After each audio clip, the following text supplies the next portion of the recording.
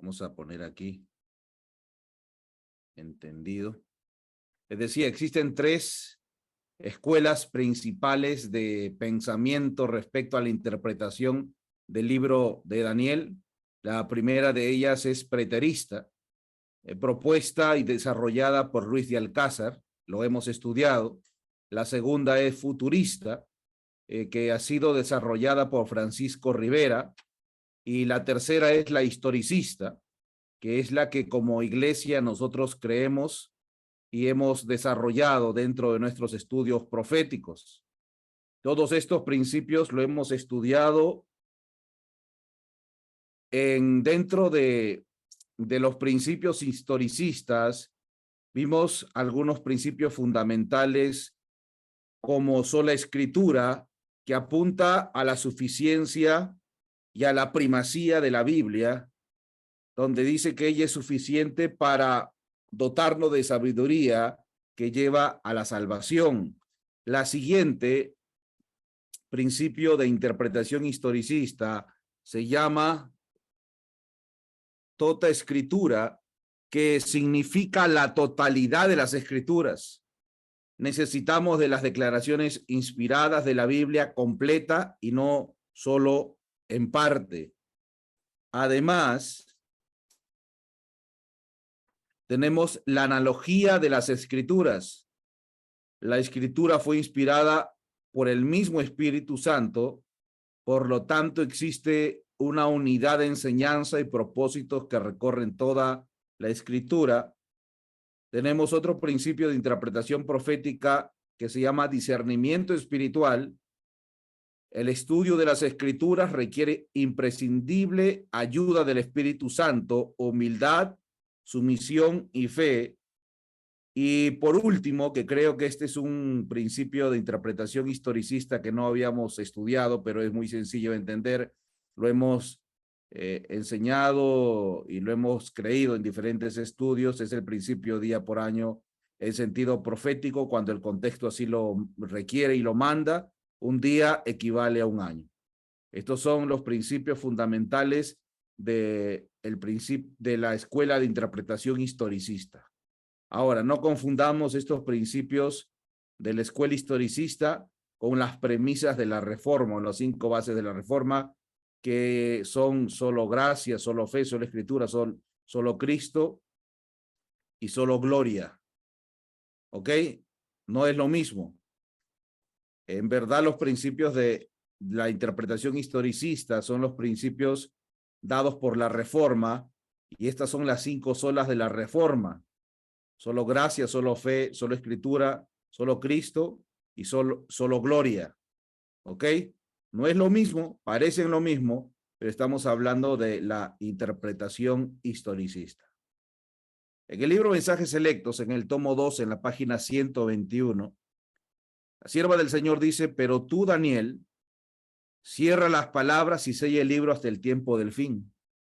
Muchos correrán de aquí para allá y la ciencia se aumentará. Daniel 12:4. Ahora la sierva del Señor dice: cuando se abrió el libro, se proclamó: el tiempo no será más.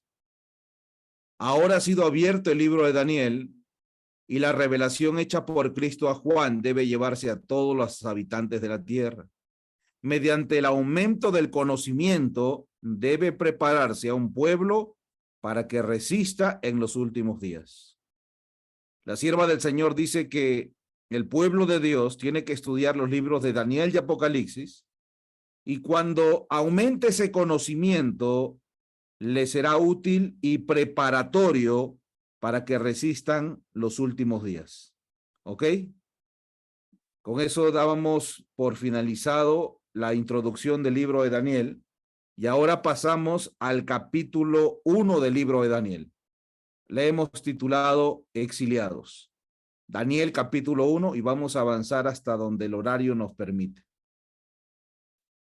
El libro de Daniel comienza contándonos una historia. Nos cuenta cómo Daniel, un muchacho judío de Palestina, llega a ser un funcionario del gobierno del imperio más poderoso de ese entonces, del imperio de Babilonia. Daniel, con la bendición de Dios y bajo la dirección de Dios, llega a un cargo alto.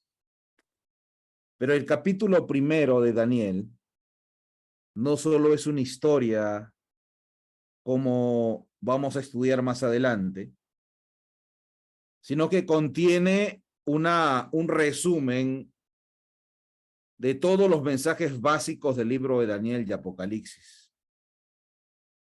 La historia dice que Nabucodonosor visitó Jerusalén por primera vez en el verano del año 605. Esta visita no fue amistosa. En ese año, el reino de Judá estaba aliado con Egipto.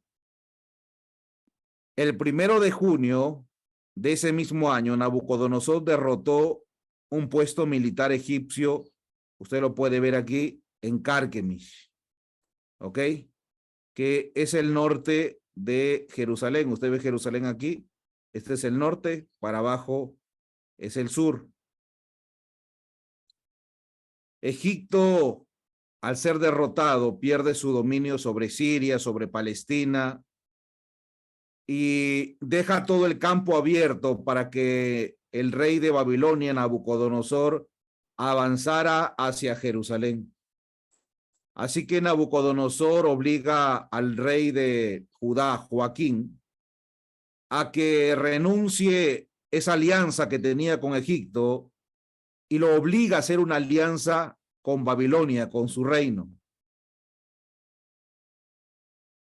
Los historiadores y comentadores dicen que probablemente para asegurarse el buen comportamiento del rey de Judá, se lleva en cautiverio a cierta cantidad de jóvenes de buena clase social.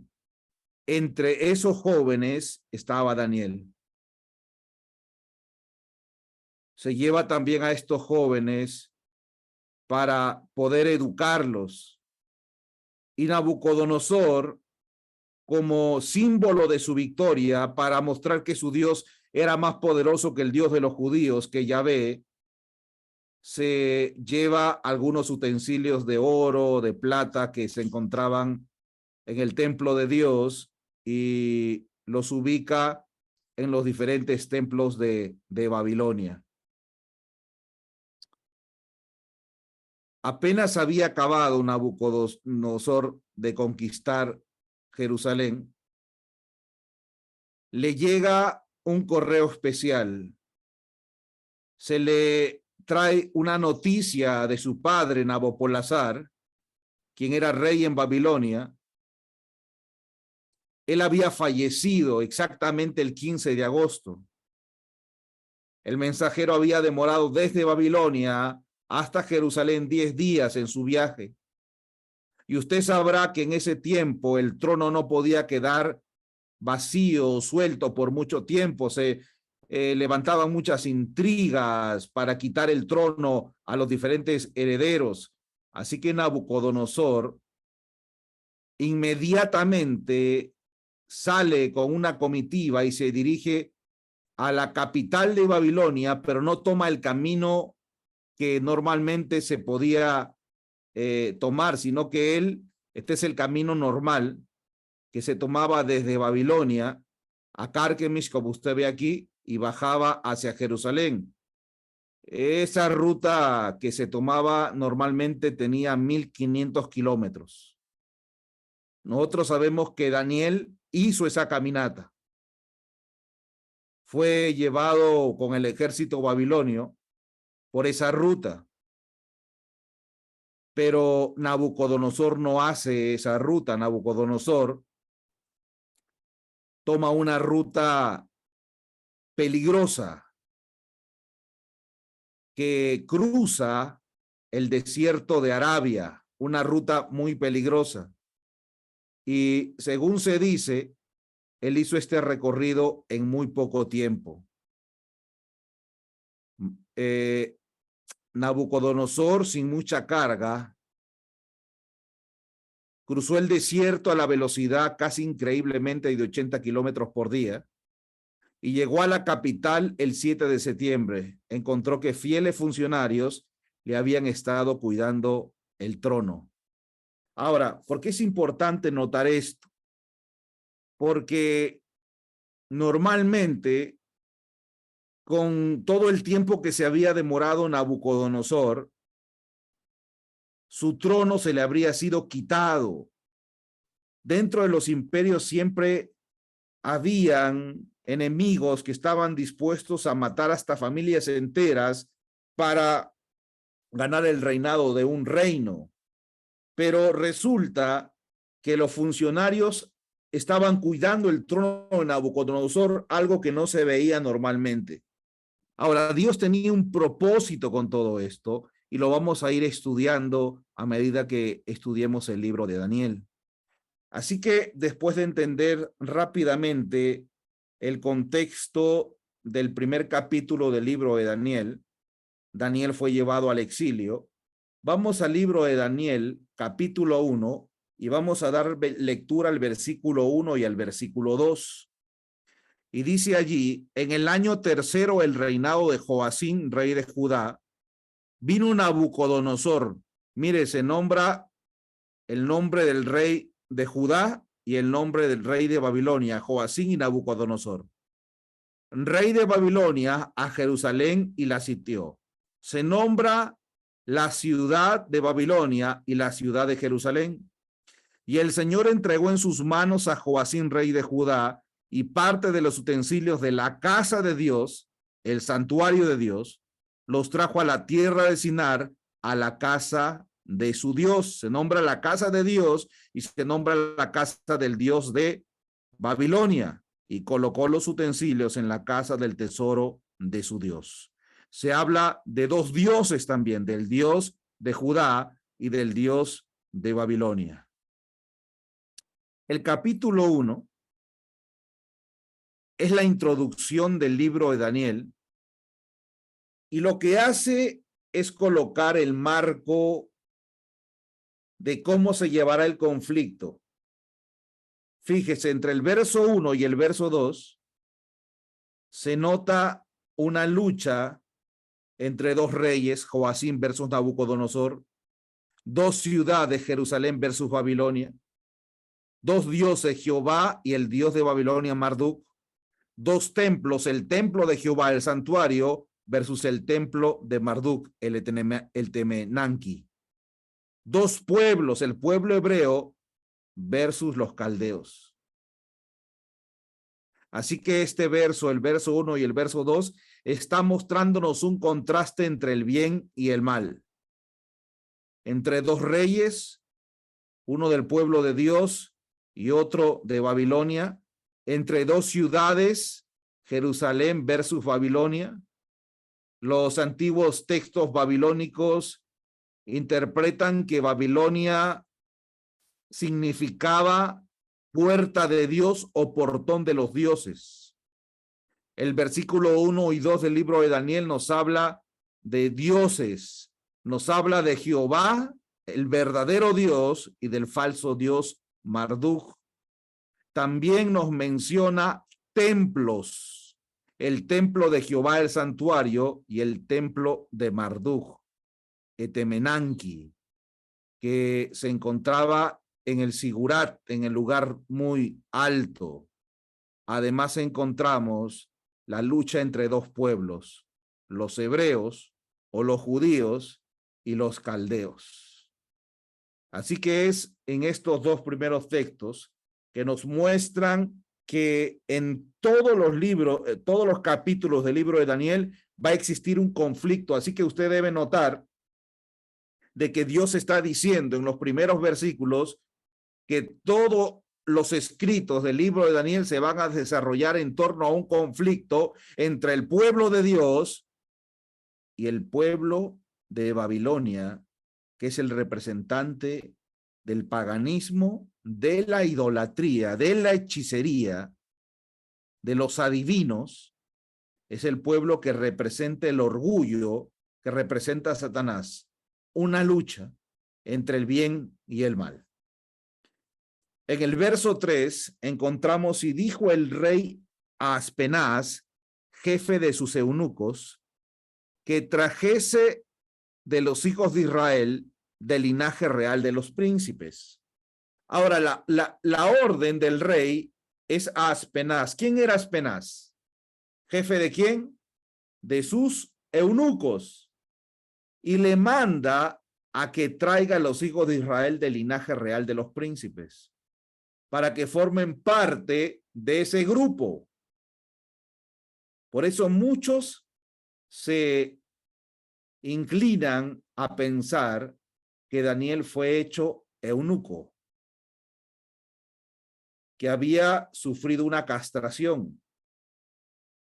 Muchos se inclinan a pensar eso.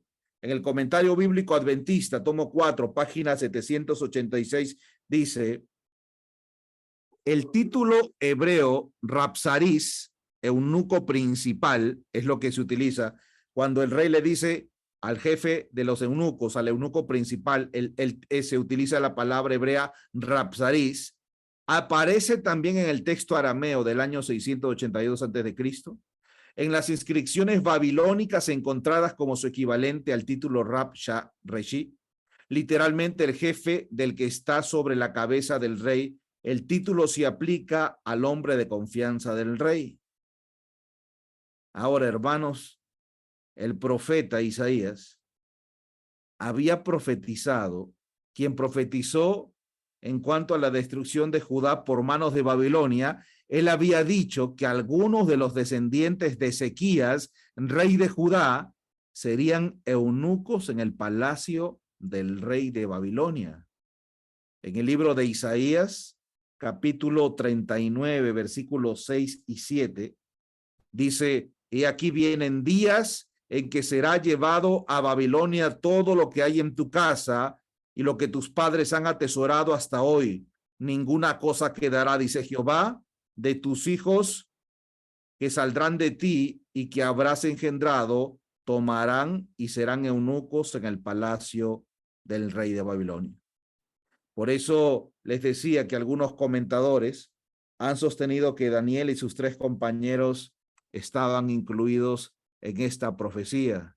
Podríamos hablar también un poco de Potifar, jefe de la guardia egipcia, a quien también se cree que había sido un eunuco. Era la práctica de los reyes hacer eunucos, aquellos que trabajaban muy cerca de él, para que estos hombres de la corte no se involucren con las diferentes esposas de los reyes. Así que algunos comentadores creen de que Daniel pudo haber sido eunuco, aunque no se tiene algo concreto. En el versículo 3 del libro de Daniel encontramos: y dijo el rey a Aspenaz, jefe de sus eunucos, que trajese de los hijos de Israel del linaje real de los príncipes. Ahora, ¿era Daniel del linaje real? La sierva del Señor nos explica un poco de dónde procedía el linaje de Daniel. En el libro Profetas y Reyes, página 351, leemos lo siguiente: Daniel y sus compañeros, de su hogar relativamente sencillo de Judea, estos jóvenes de linaje real fueron transportados a la ciudad más magnífica, a la corte más grande, a la corte del más grande monarca, y fueron escogidos para ser educados para el servicio especial del rey. En esa corte corrompida y lujosa estaban rodeados de fuertes tentaciones. Ahora, en el libro de la Educación, página 56, dice: por su sabiduría y su justicia, por la pureza y por la bondad de sus vidas diarias, por su devoción a los intereses del pueblo, aunque era idólatra, Daniel demostró ser fiel a los principios de la educación recibida en su niñez.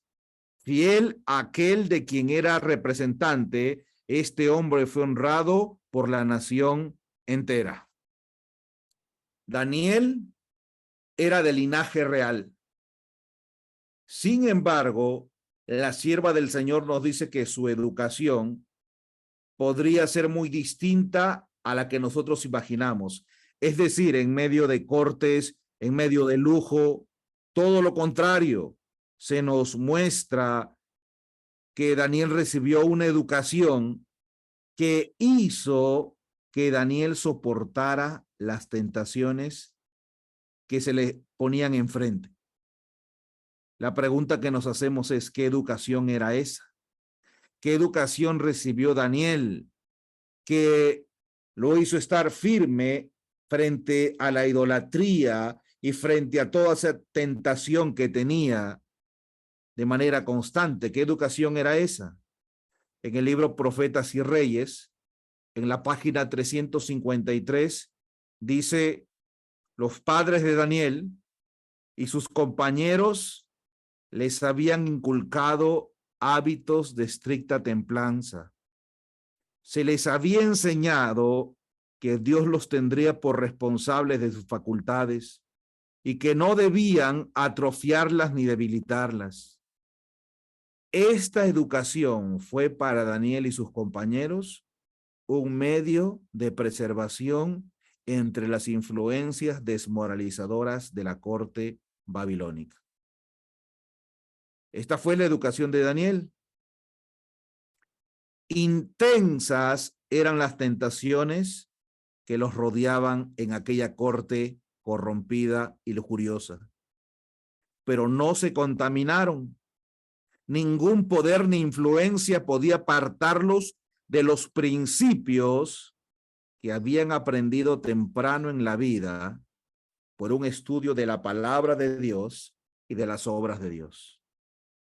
Daniel había sido educado en los principios de una verdadera educación con los dos elementos que ha usado siempre Dios para educar a sus hijos. La revelación, que al principio era una revelación audible, una comunicación que después se convirtió en una revelación escrita. Hoy podríamos decir que es las Sagradas Escrituras, la Biblia, la revelación de parte de Dios, y el otro elemento con el cual Dios siempre educa son las obras de su creación, la naturaleza y toda la creación de Dios. Y Daniel fue educado con la palabra de Dios y con las obras de Dios.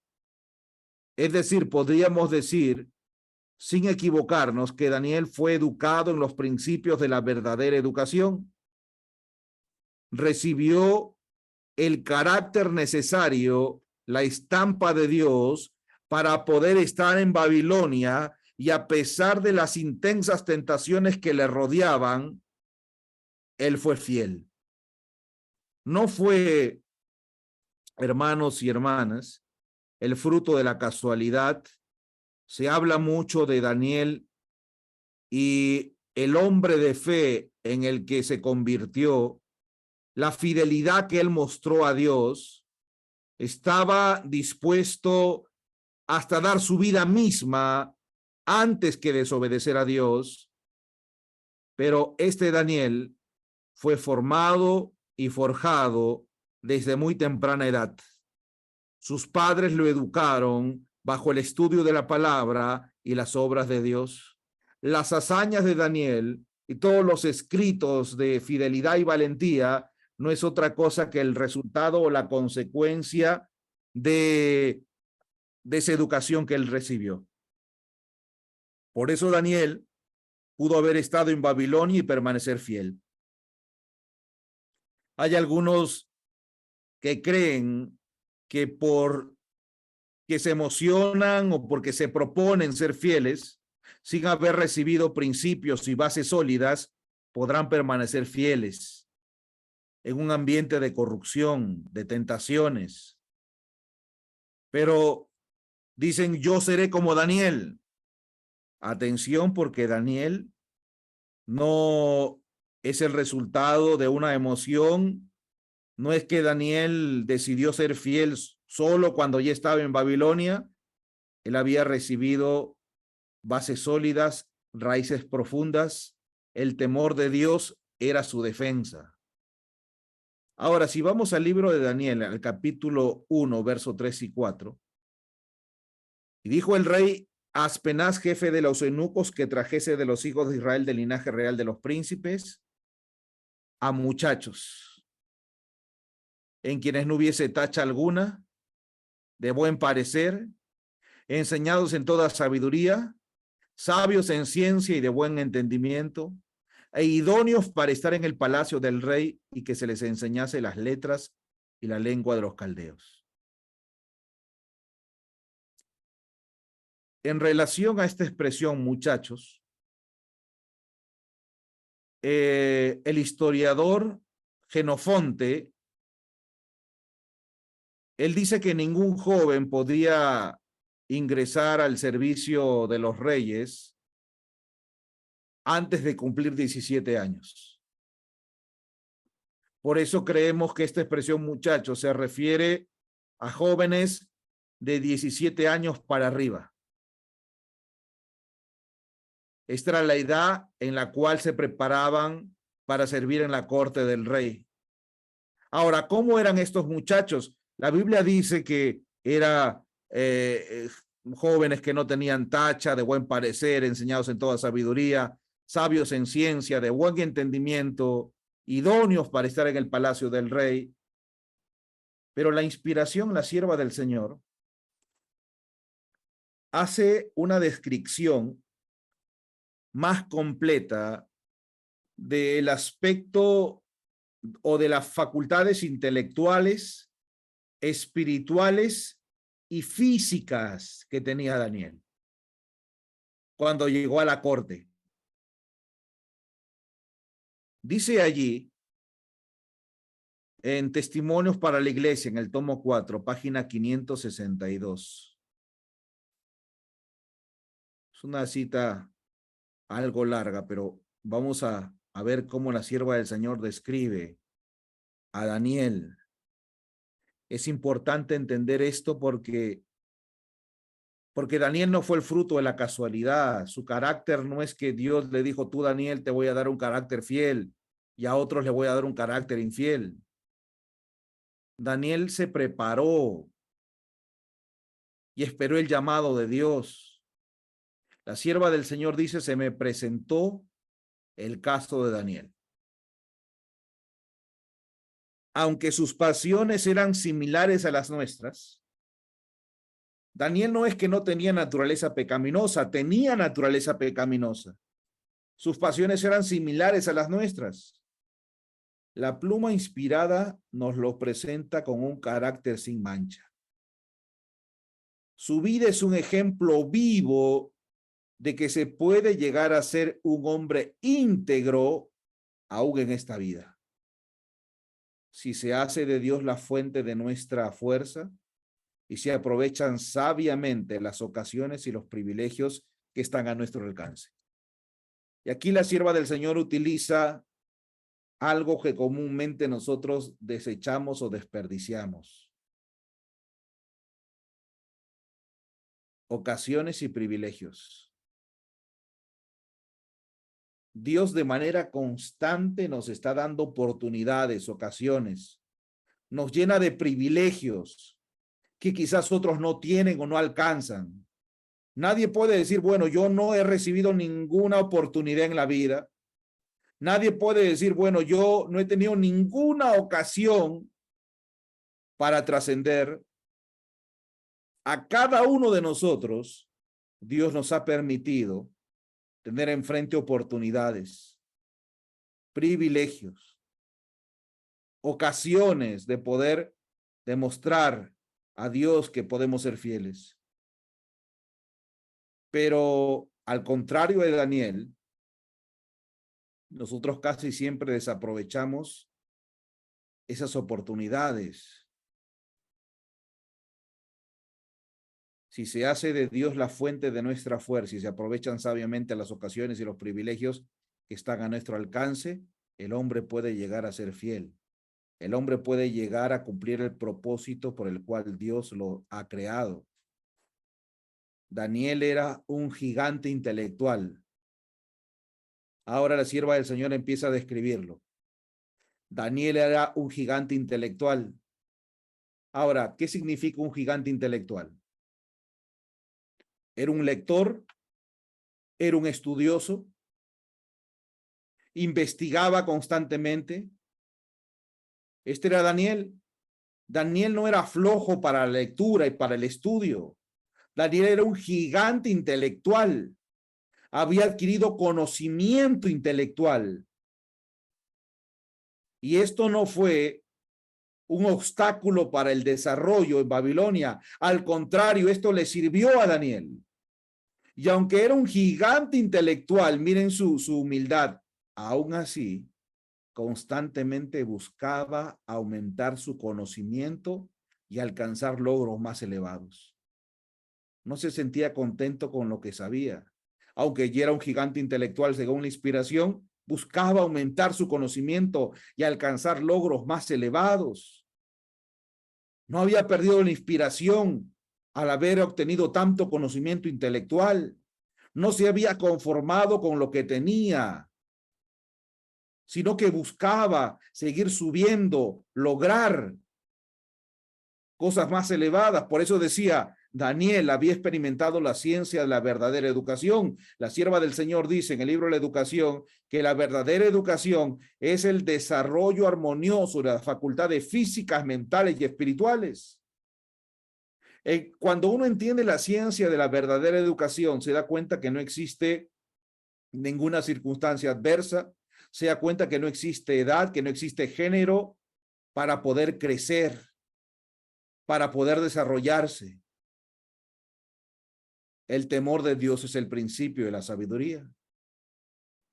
Dice además, fíjense, otros jóvenes tenían las mismas oportunidades. Pero a diferencia de Daniel, no dedicaron todas sus energías a buscar la sabiduría. ¿Qué tenemos que hacer, hermanos y hermanas? Dedicar todas nuestras energías. El conocimiento de Dios tal como se revela en su palabra y en su obra. Hermanos, Daniel pasaba mucho tiempo en la palabra de Dios estudiándola. Estudiando la creación de Dios. Este era el secreto de Daniel. Esto lo convirtió en un gigante intelectual. No es tiempo perdido para el estudiante estudiar la palabra de Dios. No es tiempo perdido para el estudiante meditar en la creación de Dios junto a un árbol, en una montaña. No es tiempo perdido para el estudiante, porque la obra de Dios, no solamente la creación de Dios, es la naturaleza, ¿es cierto? ¿Sí? ¿Qué más es la creación de Dios? Lo que vemos, la naturaleza, los árboles, las montañas, el río, los rayos del sol, la lluvia. ¿Qué más es la creación de Dios? El ser humano, el templo del Espíritu Santo. Eso también es la creación de Dios. Dios también ha revelado su poder al crearnos. Así que cuando usted empieza a aprender del cuerpo humano con las diferentes ciencias de anatomía, de fisiología, ¿qué más? Biología, microbiología y todas estas ciencias, y los que tienen el privilegio de entender y poder tener acceso a estas ciencias son mayormente privilegiados, porque están abarcando la creación de Dios en todo su esplendor. ¿No es acaso el hombre la corona de la creación? ¿No es acaso el cuerpo humano lo que hizo que Dios, el mismo Cristo, se inclinara y la formara con sus manos?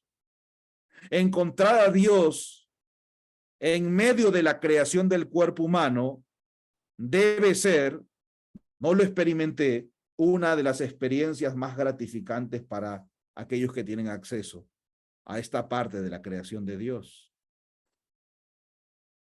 aunque Daniel era uno de los mayores hombres del mundo, no era orgulloso ni autosuficiente.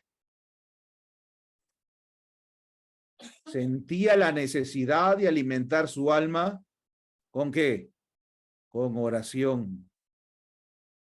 Daniel 6:10 dice que oraba 3 veces al día. Si nosotros, hermanos, haríamos siquiera 3 oraciones al día, abriendo nuestro corazón a Dios, yo creo que nuestra vida espiritual sería distinta. Sentía la necesidad de alimentar su alma con la oración y cada mañana suplicaba sinceramente ante Dios. Nada lo habría privado de este privilegio. Ni siquiera la amenaza del foso de los leones impidió que continuara orando. Daniel amaba y temía y obedecía a Dios. Hermanos, no es que Daniel tomó la decisión en ese momento, el capítulo 6 del libro de Daniel, cuando hubo la amenaza del foso de los leones, él no tomó la decisión de decir, bueno, ahora voy a ser un hombre de oración. Él ya era un hombre de oración, había recibido esa instrucción desde su niñez. Aún así no huyó del mundo para evitar su influencia corruptora. La providencia de Dios lo puso en el mundo, aunque no era del mundo, rodeado de todas las tentaciones y las fascinaciones de la vida cortesana, conservó la integridad de su alma, con una adherencia a los principios que era firme como una roca. Hizo de Dios su fuerza y él no lo olvidó en el momento de su mayor necesidad. En las primeras citas hablamos de su preparación intelectual, un gigante, dice la sierva del Señor, esa es la expresión, un gigante intelectual. Su vida espiritual, una vida de oración. Ahora, Daniel era fiel, noble y generoso. A la vez que ansiaba estar en paz con todos los hombres, no permitía que ninguna potencia lo desviara del camino del deber. Estaba dispuesto a obedecer a aquellos que eran sus gobernantes, en la medida que ellos no entraran en contradicción con la verdad y la justicia.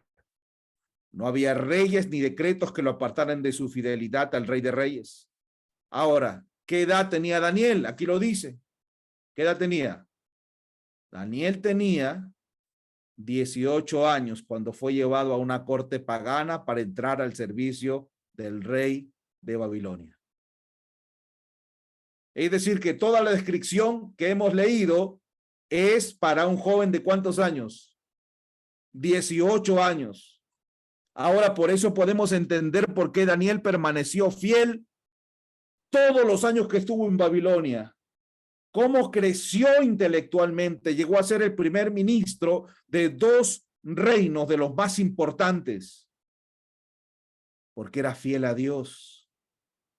Inició esta carrera a los 18 años. Su juventud hace que su noble resistencia al error y su firme adhesión a la justicia sean aún más admirables. Es cierto, hermanos. Cuando nosotros ya pasamos los 40 años, nos hemos equivocado tanto, malas decisiones, tantos errores. Nos damos cuenta que las decisiones incorrectas, los malos hábitos, no han permitido que logremos lo que deseábamos y nos convertimos en más reflexivos. Ya el que ha avanzado en edad se vuelve más paciente, más tolerante. Y es muy raro ver a jóvenes que tengan tolerancia, que sean pacientes, que sean reflexivos, que busquen de la meditación. Y por eso todas las descripciones que leímos, cualquiera diría, ah, esto fue lo que llegó a ser Daniel después. No, hermanos, las descripciones que hemos leído eran de un Daniel que tenía aún 18 años. Su noble ejemplo debía dar fuerzas a los que aún hoy sufren pruebas y tentaciones. El tiempo avanzado, hermanos, yo iba a entrar en algo más voy a leer esta última cita. El estricto cumplimiento de las exigencias de la Biblia será una bendición. Recuerde esto, jóvenes, recuerden esto. El estricto cumplimiento de las exigencias de la Biblia será una bendición, no solo para el alma, sino también para el cuerpo. El fruto del Espíritu no solo es amor, gozo y paz, sino también es templanza. Y esto fue como una reprensión para mí, porque si ustedes se acuerdan, siempre hablo de los primeros 3 frutos, del amor, del gozo y de la paz. Amor, gozo y paz. Y como si el Espíritu Santo me estaría diciendo, hey, te estás olvidando de la templanza. Se nos urge no descuidar el cuerpo porque es el templo del Espíritu Santo. El caso de Daniel nos muestra que a través de los principios religiosos, los jóvenes pueden triunfar sobre la concupiscencia de la carne y permanecer fieles a las exigencias de Dios, aún a pesar de un gran sacrificio. Este era Daniel. Ahora, hermanos, ¿qué edad tiene usted? Y estoy seguro que en todos los que nos acompañan hoy no hay ningún muchacho de 18 años como Daniel. Y entonces lo que normalmente razonamos es, yo ya no tengo esa oportunidad, ya no creo que pueda lograrlo. Ya no podría hacerlo. Así que este mensaje no es para mí. Daniel pudo, él se preparó desde pequeño, sus padres lo prepararon, es cierto, hermanos. En cierta forma, nuestro razonamiento es verdad. Es verdad.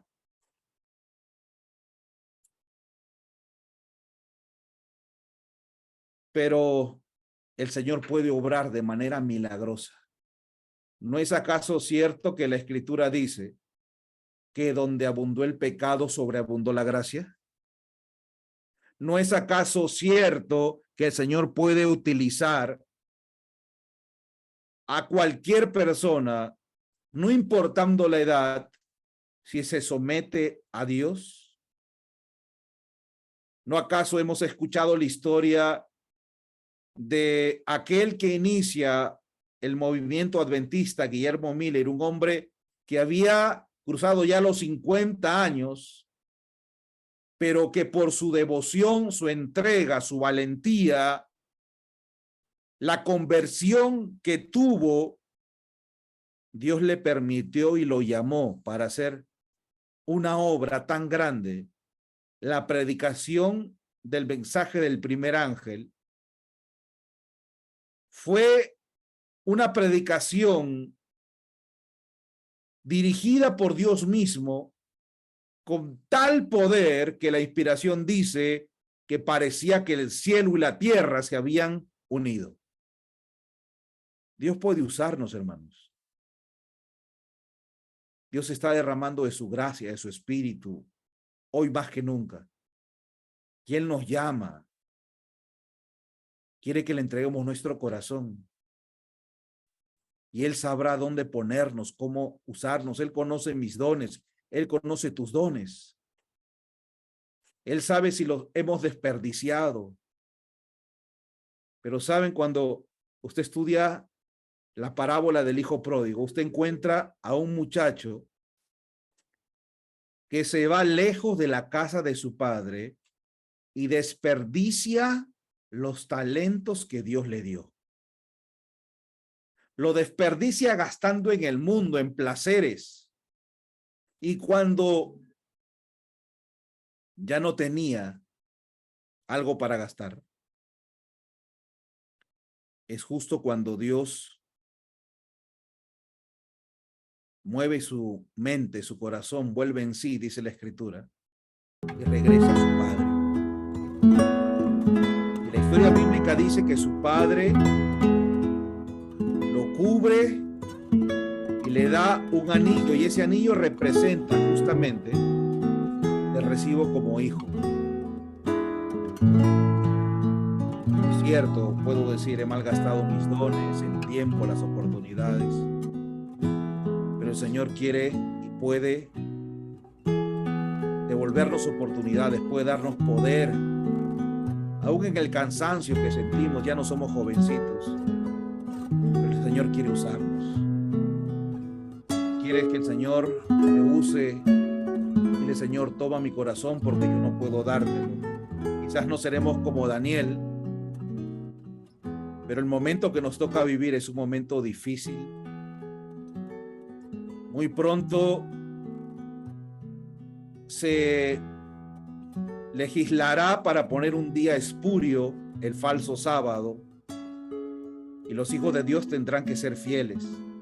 Y los hijos de Dios tendrán que salir a predicar en medio de la persecución, frente a una imagen que el mundo está adorando. Tendremos que experimentar lo mismo que Daniel. Y tendremos que ser fieles igual que Daniel. Y aunque nos lleven a la cárcel y aunque nos priven de bienes materiales, aún a consta de nuestra propia vida, tenemos que decir: Señor, yo te voy a servir a ti. Preparémonos para el tiempo que se acerca. Que el Señor pueda bendecir su palabra. Que el Señor nos pueda bendecir en esta semana a la cual vamos a entrar, pensando siempre que Él puede hacer maravillas y milagros en nuestra vida. No importa la situación en que estemos, el Señor quiere usarnos, quiere perdonarnos. Que el Señor los bendiga y el Señor los guarde. Que tengan una feliz semana. Es mi deseo y es mi oración. Amén.